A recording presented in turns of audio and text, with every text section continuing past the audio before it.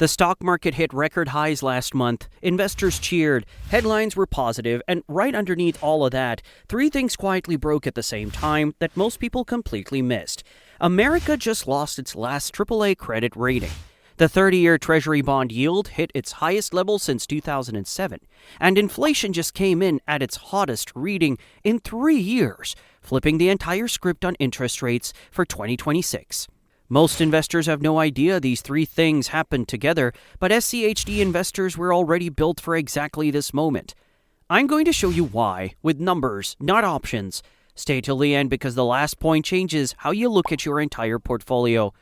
Earlier this month, Moody's stripped the United States of its last remaining AAA credit rating, downgrading it one notch below its top tier, AA1. As of this filming, this makes 2026 the first time in history that all three major credit agencies, Moody's, S&P, and Fitch, have downgraded U.S. government debt below their highest tier. The country whose debt has been the safest investment on the planet for over a century no longer holds a perfect credit score from a single major agency. Moody's cited two reasons: growing federal debt from rising spending and tax cuts, and surging interest costs. U.S. publicly held debt now exceeds 123% of GDP. The Congressional Budget Office projects the federal deficit will total $13.1 trillion through 2032. The bond market heard every word of that report.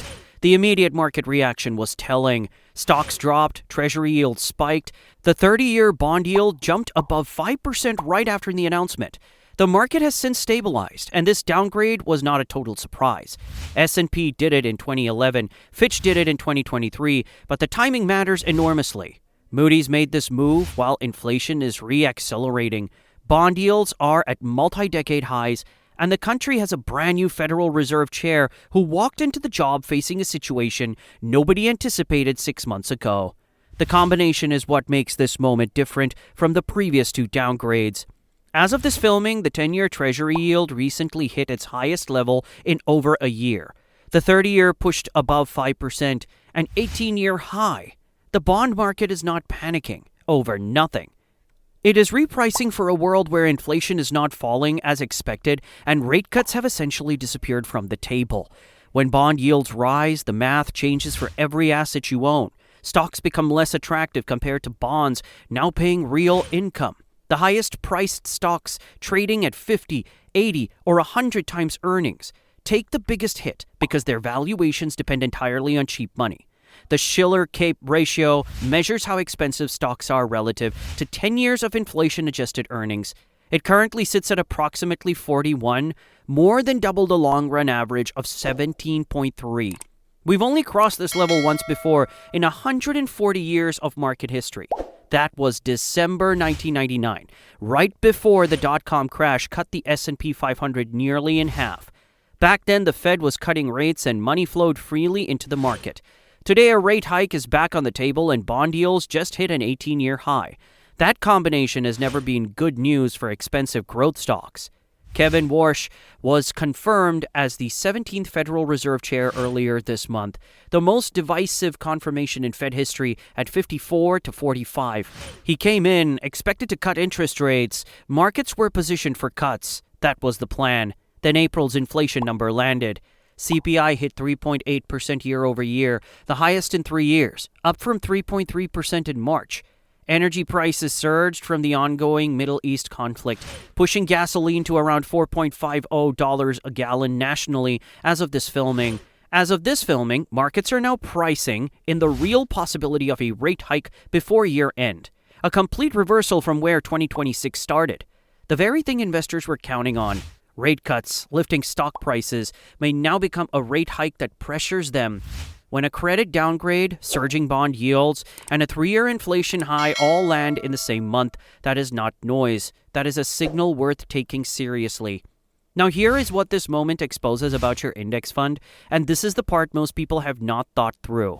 The top 10 companies in the S&P 500 represent roughly 40% of the entire index, the highest concentration since at least 1972. Put $10,000 into a standard index fund today, and $4,000 sits in just 10 stocks, overwhelmingly in AI and mega-cap tech. Goldman Sachs research shows that at this concentration level, the index mathematically behaves as if it only held 54 equally weighed companies, not 500.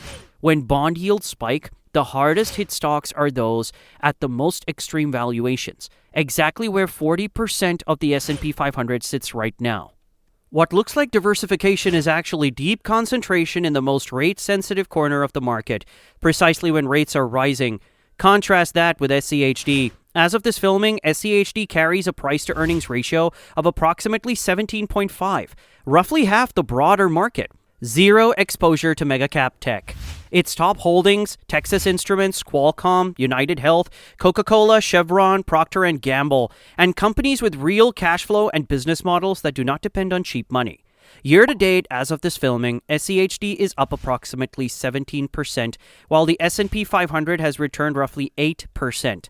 That gap is not an accident. That is what happens when markets stop rewarding stories and start rewarding substance. Nobody can tell you exactly when or how far this market resets. What the data tells you is that the environment has genuinely changed. Inflation re-accelerating, bond yields at multi-decade highs, the last perfect U.S. credit rating gone, stocks at the second most expensive valuation level in 140 years, 4 warning signs arriving together, and most investors are not paying attention. If you are building with SCHD, here is what the numbers say right now. A dividend yield of approximately 3.3%, paid every single quarter regardless of what the market does. A PE of roughly 17.5, and half the broader market. A beta of 0.71, meaning SCHD historically drops less when volatility spikes, and a 2026 track record already proving it performs in exactly this kind of environment. Keep contributing consistently. Dollar cost averaging works best in uncertain markets. You buy more shares automatically when prices dip, and fewer when they are elevated. Let dividend income do the work that market timing never can.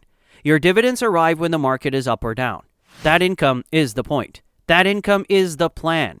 The investors who build lasting wealth do not need the market to cooperate every single year. They need a portfolio built to survive the years when it does not. Right now, 4 warning signs are stacking up at once, and SCHD investors are already positioned in exactly the right place. If this video gave you a clear picture of what is happening right now, hit that like button, subscribe so you do not miss what is coming next. Drop a comment below. Are you adding to SCHD, holding steady, or still building your position? I read every single one. See you in the next video. InvestED content is for education only, not financial advice. Always do your own research.